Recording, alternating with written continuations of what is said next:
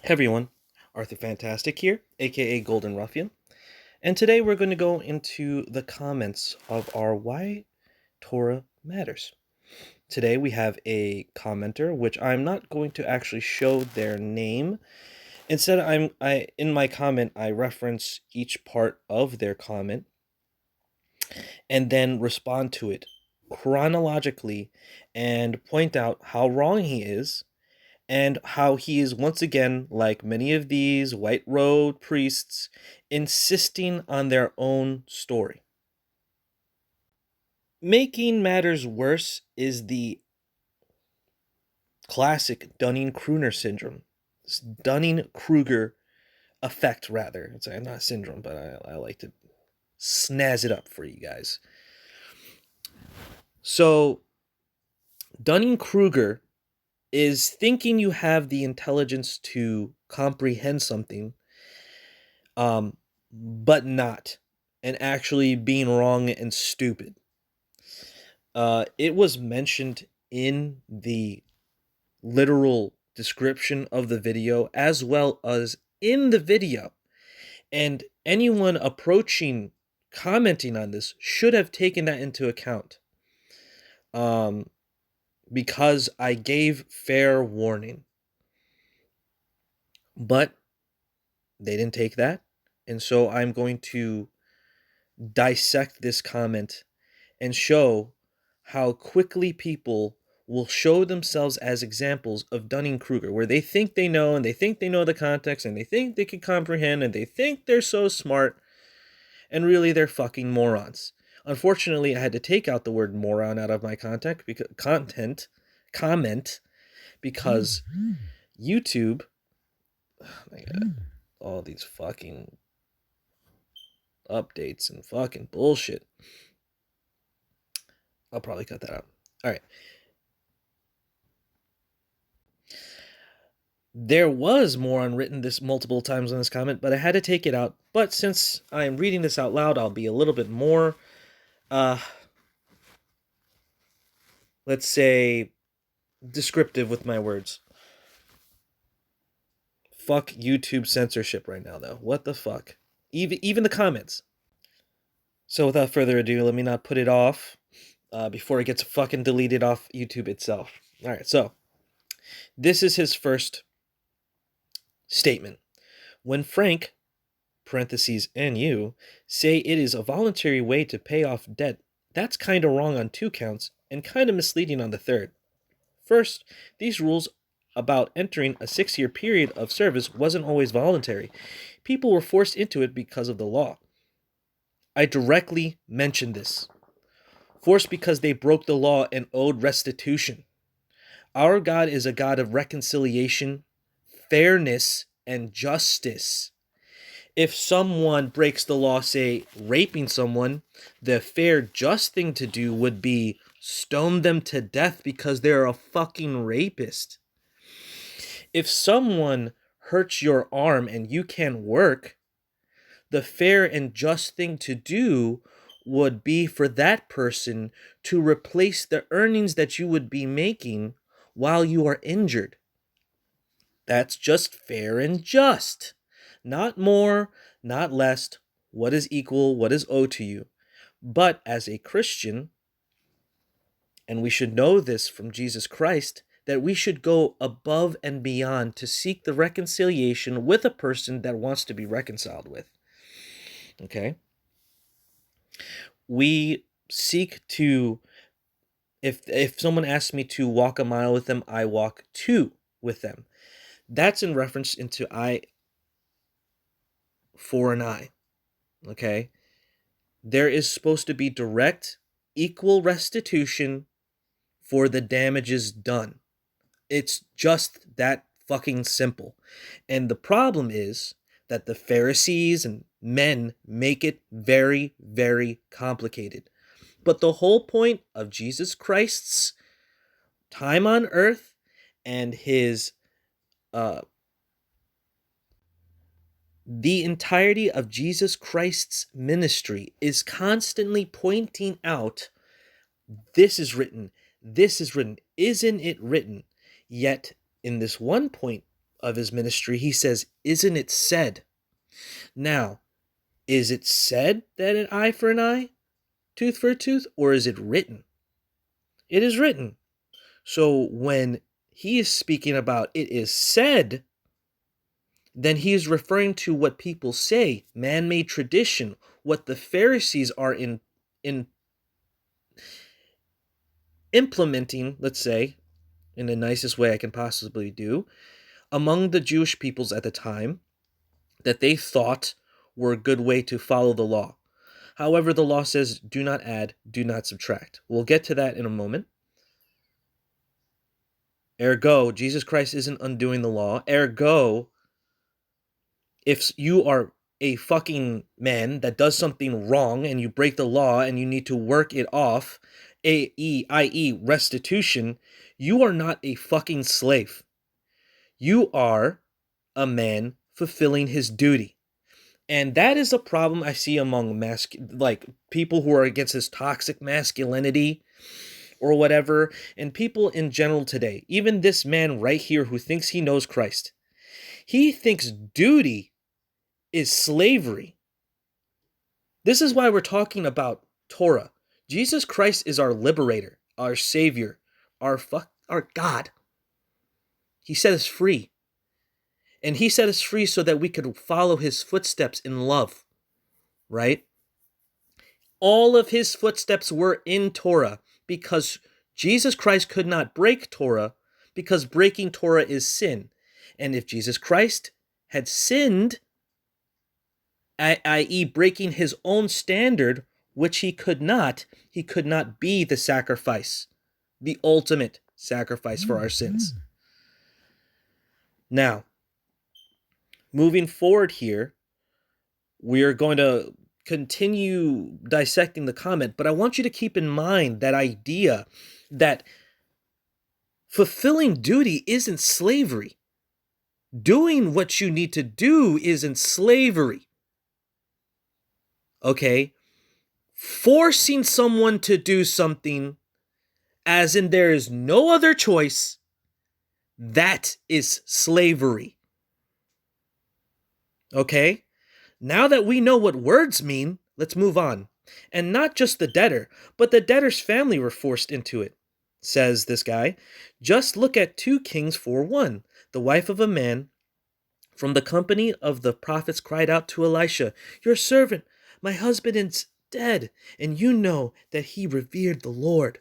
But now his creditor is coming to take my boys as his slaves." Not so voluntary. So here's a question. Who is going to pay off the debt? What do you think happens today if someone dies in debt? Their children pay it. Is it a voluntary process after you've taken the debt?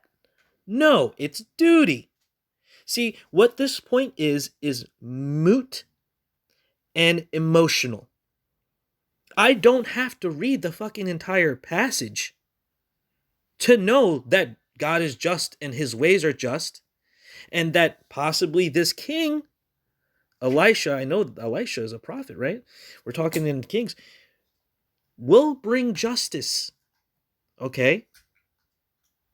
And if we want here, we'll even pause for a moment and we'll look it up.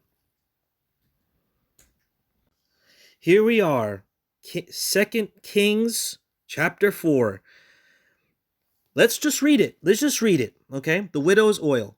Now, the wife of one of the sons of the prophets cried out to Elisha, "Your servant, my husband, is dead, and you know that your servant feared the Lord. And now his creditor is coming to take my 2 children as his slaves." "How can I help?" asked Elisha.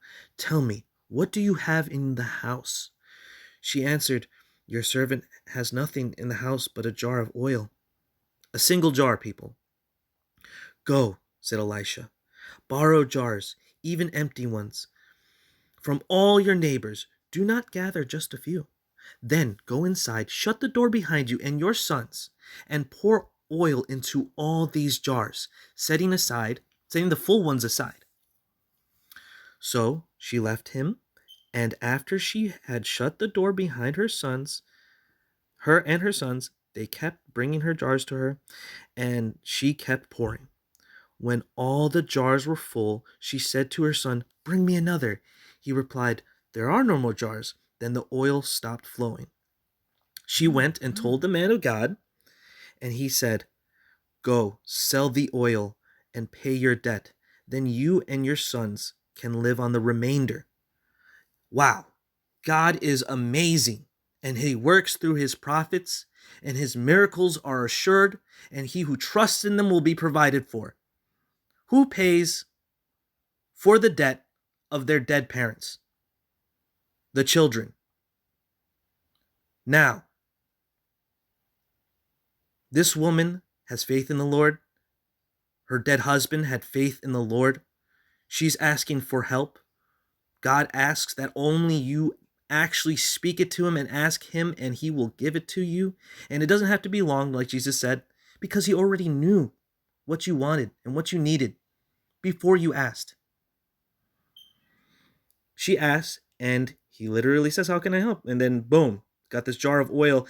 Then this never-ending one jar of oil creates many. And he says, "Go sell the oil and pay your debt." He doesn't let her go from the debt, right? That would be unjust, right? Can we just agree that there has to, if you say you're going to pay something, you pay it off, right? That's just the righteous thing to do. Why does everybody try to make it this fucking thing that it isn't? Okay, let's go back to the comment. So I'm going to pause here. So we can continue.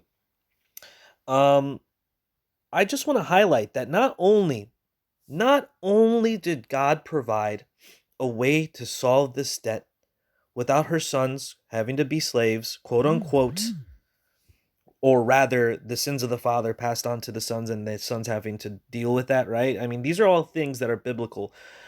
But beyond that, not only was God merciful, not only did God provide a way, not only did God help, but he gave extra. Not only did he give enough to pay the debt, but you can live on the remainder. There was extra. God has gone above and beyond what you have needed because God is great. And you want to make this argument about these slaves, the word, once again, this word that is assuredly what it may mean, as in they are having to work off this debt and they don't have a choice about it. But this is a process that has to be done. Now we live in a time where we don't have to just work for the people that we're indebted for. There's a middleman that pays us a little fucking wage. You know, servants and these slaves were paid a wage, right? It's like you guys don't even understand. This guy didn't watch the video, obviously. But there is zero difference from what that is now. There's only one step of a difference, rather. Now, this idea that they're slaves, I can't fucking stand that he doesn't want to acknowledge that these people will be treated, these boys will be treated with the same rights. They are going to go off, do manual labor, but they won't be treated like a chattel slave. They have rights. They get the same days off. And they will be freed at a certain interval. Jubilees weren't 7 years. Jubilees were 50 years. Or is it 70 years? Yeah, the 70 years makes more sense. Regardless of the time frame, which I can look up right now, and might as well do for being for the sake of being right. Fund Australia, the Jubilee year, occurring after every seventh Sabbath year, thus every 50 years, is an economic, cultural, environmental and communal reset, when the land and people rest, and all those who are in slavery are set free to return to their communities. Wow, all those who are in slavery are set free to return to their communities. It's like the things that I say are actually, you're actually able to look these things up and actually just confirm if I'm lying or not lying. And that's the problem. We live on the fucking internet. You can just look this up. All right? People get their fucking shit forgiven on Sabbath years, and people are set free every 50 years. Captives, I'm sorry, what? What? You were killed. They were killing the children. We'll get there. We'll get there. We'll get to what these nations around them were doing. All right. Second, this wasn't even slavery. This was indentured servitude, a completely different topic. They were not owned as property, and they had to be released after 6 years of service and provided for when they did leave. I wish that this guy would just cite what he's saying, but he's not. All right. Yeah, I mentioned this. So, I mean, that's exactly... What more do you want me to say? He didn't watch the video. If you haven't watched the video, go check it out. It's called Why Torah Matters, Slavery in the Bible. The whole issue that we're having here is this guy didn't listen to the video. He just decided to fucking talk. What a gamma. This is simply not even slavery in the Bible at all. And exactly, that's correct, because slavery is illegal. And while it's certainly fair to point out that these people were not slaves, even though some versions of the Bible call them that, which they do in every fucking version of the Bible, including the one that we're just talking about, you dumb bastard, including the one you were just using, it isn't fair to say that this is what the Bible has to say about slavery. Yes, it does, because it completely isn't, and it's how Frank avoids the subject altogether, and he knows it because I've heard it pointed out to him, but he keeps repeating it, which makes me lose some respect for him, quite frankly. And third, this rule only applied to your fellow Hebrews. The Bible has two completely different sets of laws for Hebrews and non-Hebrews. Then when it comes to slavery, and this Jubilee year of release for debt servitude only applied to Hebrews. Wrong. Here is the actual Bible contradicting that. Exodus 12:49. The same law shall apply to both the native and the foreigner who resides among you. And the rules for so it's just directly, no, you're wrong. You've made that up. Maybe that's some kind of Talmudic Judaizing Pharisaical interpretation from the Talmud. But as I see right here from Exodus 12:49, the same law applies to both the native and the foreigner who resides among you. The slave, that's also a foreigner that may reside among you. Slave being a misnomer. They did not speak English. The rules for the non-Hebrews are where we find the slavery in the Bible. It really does take a lot of reading and research to understand it all. So the two most common ways, that is so fucking... Why are you talking down to me here? He's literally, it really takes a lot of reading and research to understand it all. So the two most common ways to become an actual chattel slave in the Bible were to be captured in war or to be born to slave parents. Okay, once again, I literally mentioned this in the video. They are to be released at certain intervals as well. There is no different law. There is one law. There is one God. He is one. There is no different law. That's not just. That's not fair. That's not what it says. And I find it, once again, very suspicious that he doesn't include that citation in his little, this is the most common way to become a chattel slave. Where is that? Show me. Show me. Oh, you won't. Right. Yeah, captured in war. Of course. What would you rather me do? Execute all of the prisoners? What is your alternative? Wait until he starts talking about war. He's a moron. But these are the people who think that they know. Gammas who have soaked up information but have no idea of what order is or what it is to lead, or what it is to be held to a standard, because gammas are complete secret kings that think that the order of things should be overturned and there should be no I should be king. That the ultimate gamma being Satan. Obviously, he literally wants to turn everything upside down and become king. Okay, let's move on. So it's just important that there is no different law, and there's no citation of such a thing. And when I say slave here, I mean person owned as property for their entire life. Some people give their lives to others. Give. This is a Dunning-Kruger issue, and the more I read, the more I feel like you didn't watch the video. How could you be making these fucking retarded ideas, these retarded arguments, if you watch the previous video? Pretty much the definition of chattel slavery. No, chattel slavery is direct force kidnapping of a person, followed by forced labor. I don't know what the fuck you mean by, quote, pretty much.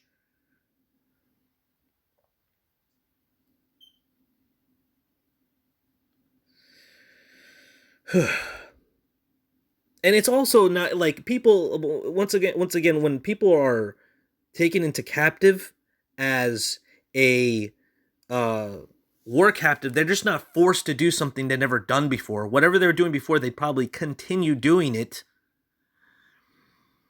They're just making sure you're not fucking going to start another rebellion. It's like you don't understand what it is, because your limited ability to comprehend the context and what life is actually like. Not everyone was being soaked up into a fucking plantation and forced to pick cotton and do shit like that, dude. It means you pay, period. Just like you paid the fucking government. Does that make you a chattel slave, you fucking weirdo? No. You pay your taxes. You pay your tribute. Or what? The government's gonna fucking come get you. There's nothing different. There's nothing new under the sun. These captives, they live a normal life. They're just debt slaves. And if they're this war captive, they're doing what they're fucking doing, but now they're paying. Okay?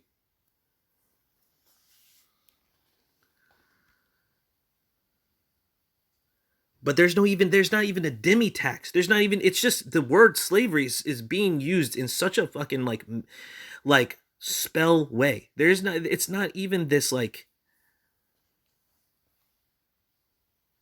oh, they have to pay an extra blah blah blah blah, blah and they did because they're Gentiles. It's just like, no, now you pay the same shit that everyone else pays and you have to follow our laws.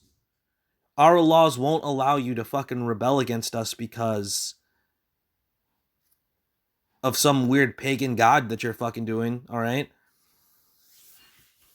All right. Sorry. There's so much to talk about war in the Old Testament, and for him to be just so fucking.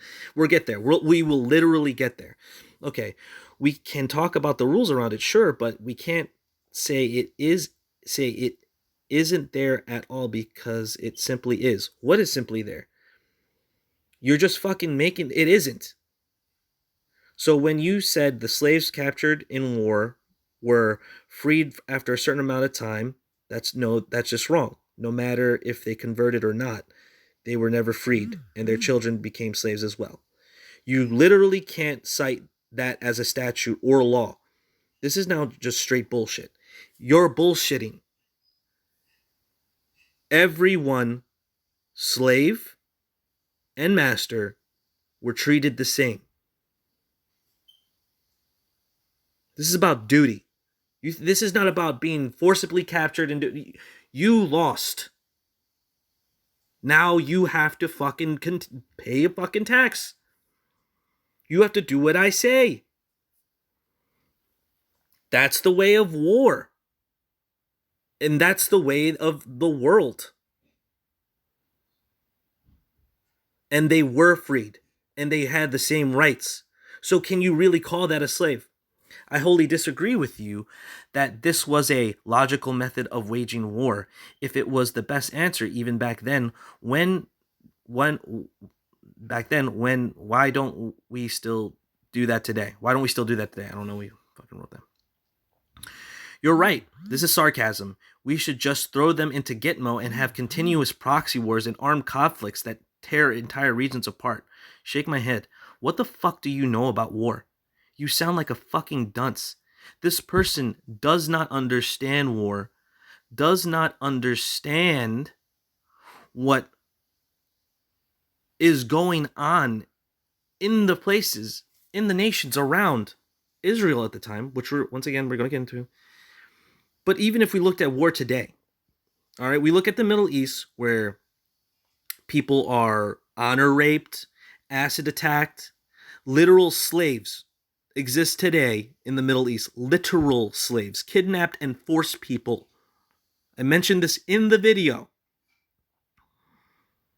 Oh, I guess we'll just continue to do that and just, hold little posts here and there and just, try to bring in democracy. Yeah, how's that fucking working out? Gitmo is such a fucking bright beacon of American justice and righteousness. Yeah, us pulling out of Afghanistan after all that shit and the death of thousands, if not tens of thousands of Christians. Yeah, so righteous, so good. Yeah, the way we wage war today, so good.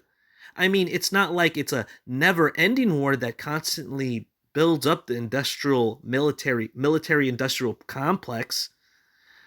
Oh wait, it is, and it is exactly the terrible, and wars never end, and there's no fucking peace. Shut the fuck up. You don't know anything about war. Soldiers don't think we're waging war right either. So how the fuck? You don't know anything, dude. So I think God himself could have come up with a better answer than enslaving them. Who the fuck are you to judge God? Get the fuck out of here. Okay, why don't you come up with a better fucking answer, you asshole? And then you do it. You're not gonna wage war. You're not gonna do shit. You're acting like a pussy. Who the fuck are you to judge God? Who the fuck are you to judge God? What is your answer? What's the alternative? Execute all the slaves? Execute all the captives? Just let them do whatever they were doing before because that was working out so great? Yeah, we'll just let Nazi Germany continue whatever the fuck they were doing after we conquer them. Yeah? We just conquer Nazi Germany and can let them continue doing Nazi shit. Are you a fucking moron?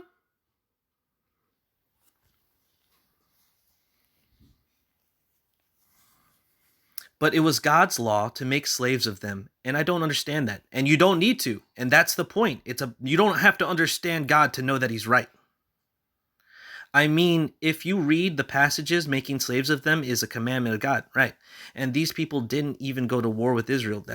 That is very debatable.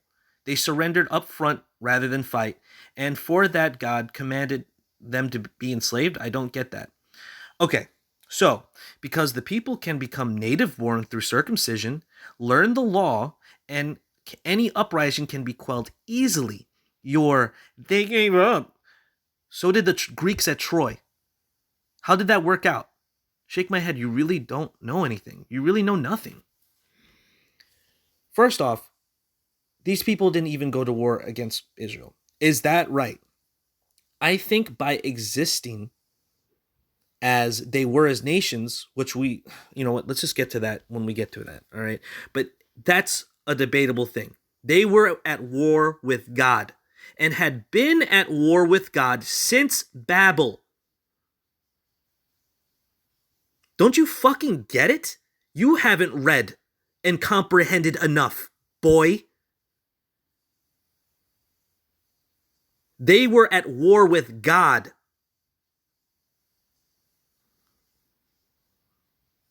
The fact that the Bible does condone slavery, look up the definition of condone and slavery, fuck you. And if it's that isn't hard enough to wrap your head around, it never condemns it once. Not once. Exodus 21:16. Whoever kidnaps another man must be put to death, whether he sells them or the man is found in his possession. It literally does. Slavery, as described, oh my fucking God. Slavery, as described in forced labor, taking someone and forcing them and possessing them, that's slavery.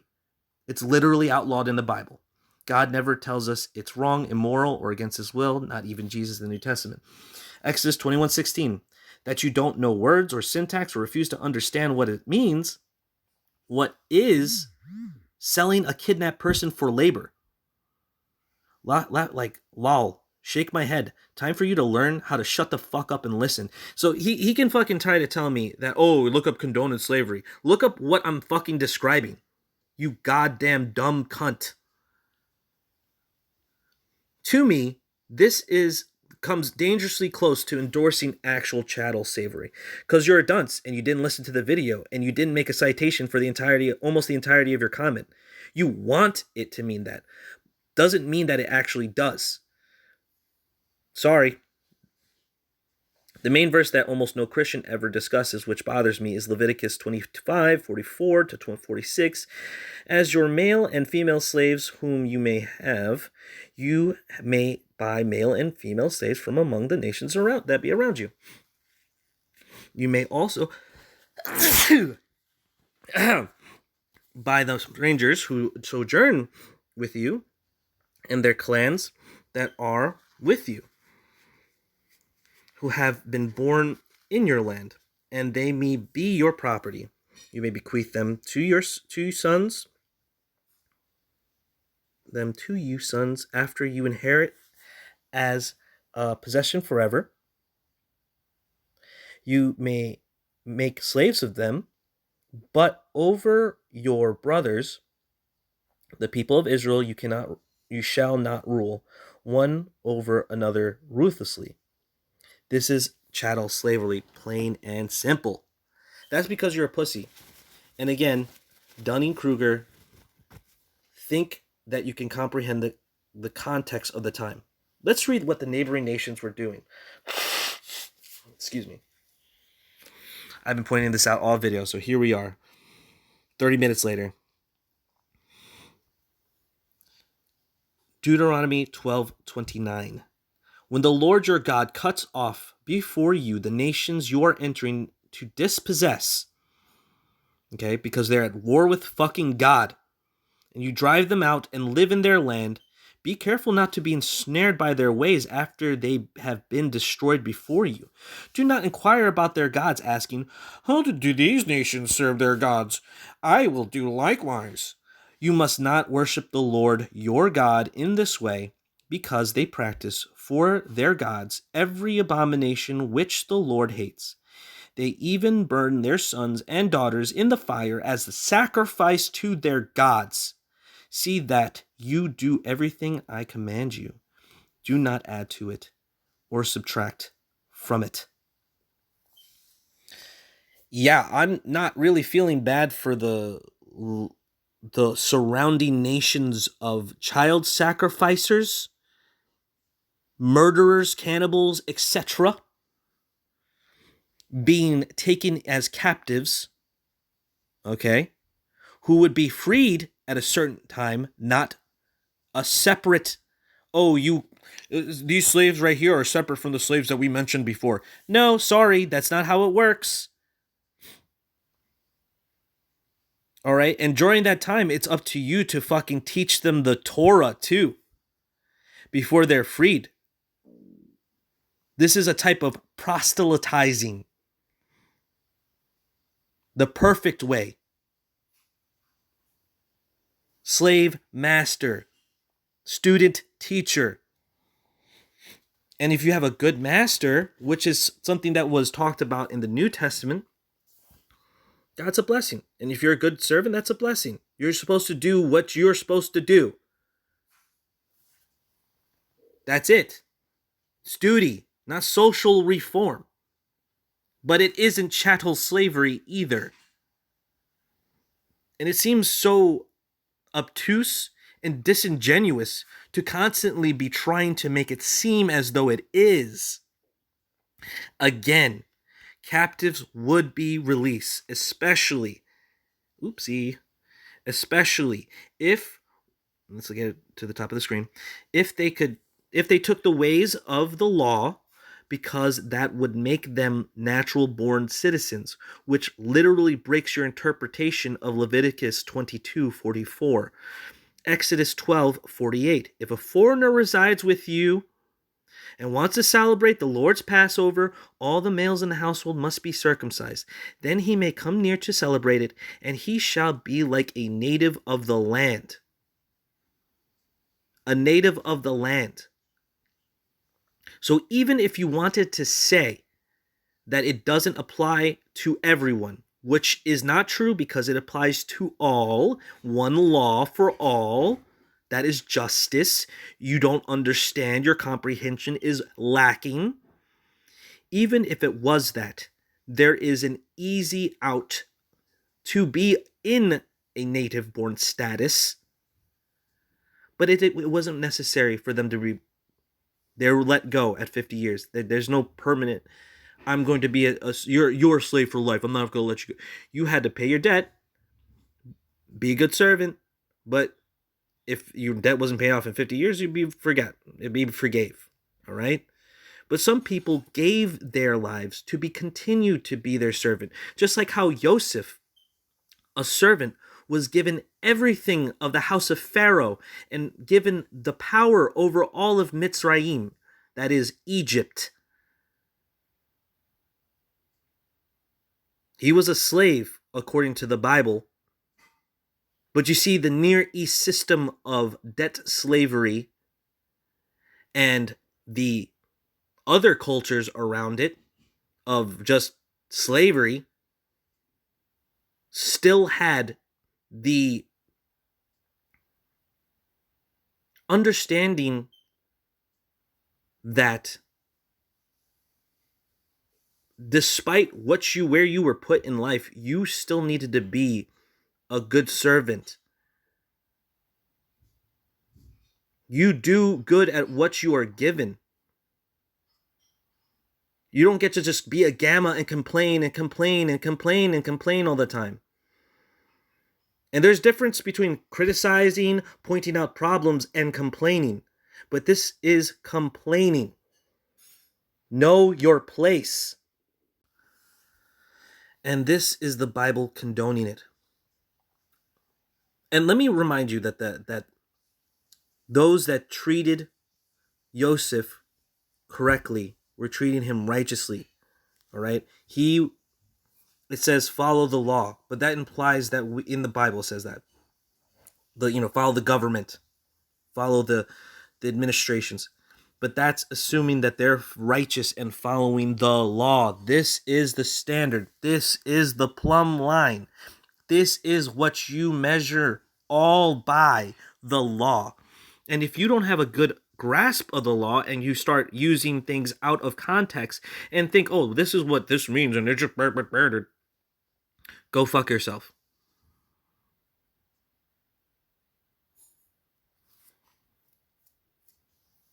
Okay.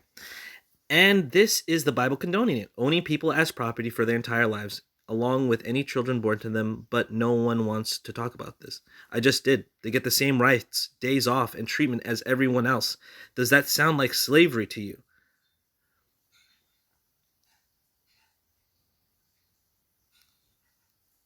It's just so insane. It's just so insane. I'm God's property. He owns me. There cannot be no macrocosm or microcosm rather on earth. Your boss owns you. Your debt owns you. How about that? The system owns you. You're a chattel slave. Is you think shit is different?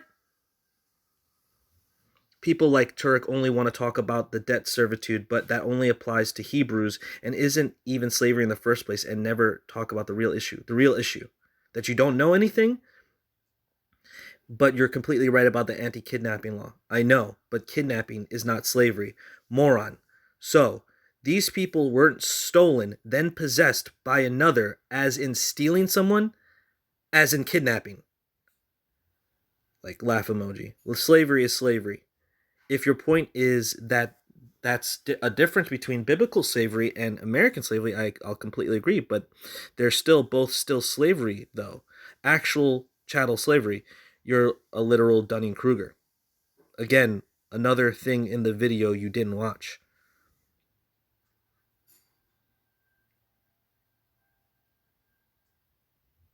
Chattel slavery is chattel slavery. Yeah, you own someone's debt, so you can sell that debt off to someone else. It's just retarded. I just can't go on. Just like the millions of ways that I can just break how simply uncomprehensive what he is saying is.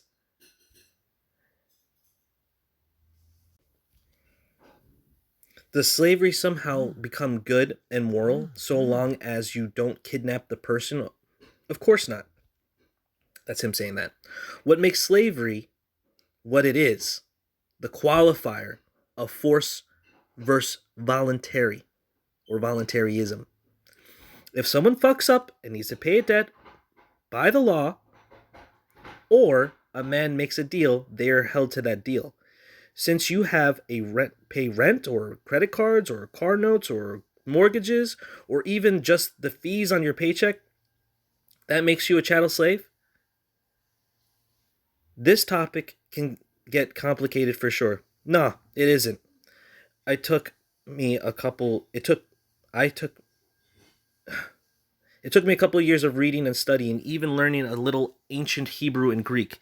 And as I said at the beginning, it turns out to be a really good question, one I'm personally still searching for an answer to, but have not found yet. Maybe you should just fucking listen and actually read the Bible. Now, it's, to me, when you start saying you're trying to cut, kidnapping is not slavery. Right. But kidnapping and then possessing them or selling them as literally dictated in the law that I will scroll back up to here in Exodus 21:16 at the top of your screen, whoever kidnaps another man must be put to death, whether he sells him or the man is found in his possession. How can that be interpreted any other way other than taking someone into forced servitude to make them a slave? War captives and debt servitude is not chattel slavery. Taking a manservant who is being sold in a foreign land to be released as every other slave is released at a 50-year interval, that would make it not chattel slavery. They're treated as equal. They're treated with the same law. They have the same place, the same word, the same days off. And you're searching for the answer because you don't actually want the answer. You want it to be about chattel slavery. You want the Bible to be supporting chattel slavery, but it doesn't. You may try to warp it in your own warped mind, boy. But I apologize for whatever that caused that. But unfortunately, Nick Brazing, you're wrong. So that pretty much concludes this video. And I would recommend the next video that I'm about to post, which is, you might have even seen here. There it is, top right there. That is Why Torah Matters, Justification for Violence, Defense, and Stoning. And I feel like really goes hand to hand to the, responding to this comment. This person that doesn't understand why we were we, as in, our ancestors of the holy nation of Israel, that we are spiritually a part of when we follow the way that is Jesus Christ.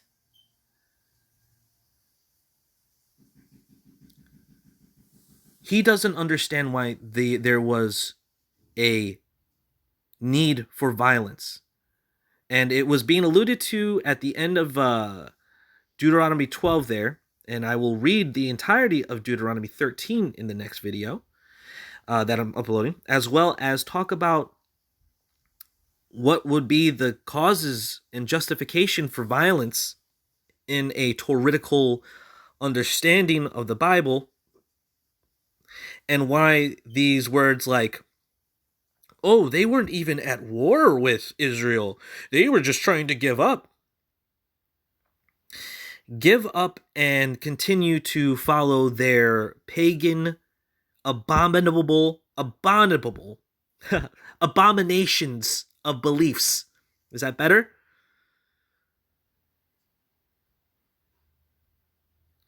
And they still treated these captives who they taught the way of the righteous, of truth, the word, which is the word that Jesus Christ is, the living word. In the beginning was the Word. The Word was with God. The Word was God. And then just read John. Who is the Word? Jesus Christ. And you are sorely mistaken in your entire interpretation and your entire conclusion.